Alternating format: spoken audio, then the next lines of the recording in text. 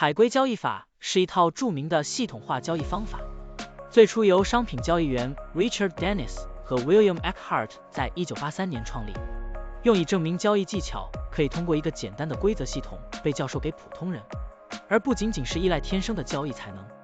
海龟交易系统并不限定于特定的商品或市场，它可以应用于股票、加密货币、期货和外汇等各种市场。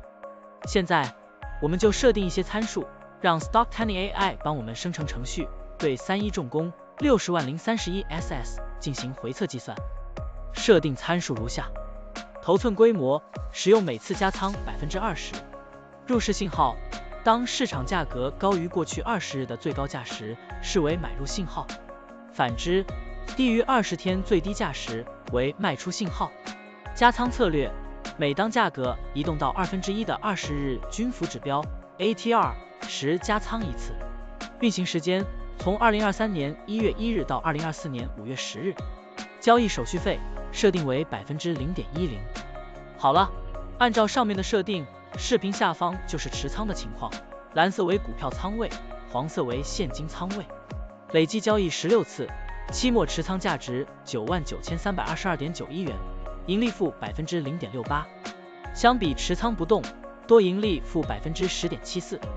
如果你希望使用更长期的信号，可以把参数修改为跟踪55天最高价突破时建仓，其他参数也按照55天周期来设置，这样就可以得到新的回测结果。累计交易8次，期末持仓价值 10.2088.77 元，盈利 2.09%。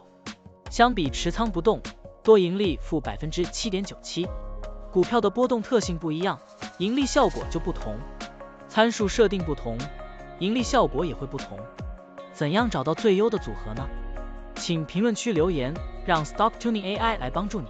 股票调优 AI， 利用 AI 技术赋能您的股票选择与操作。本站内容不构成对任何人的投资建议，您应当基于自己的独立判断做出决策。扫描二维码获取文字稿，欢迎点赞、评论、转发。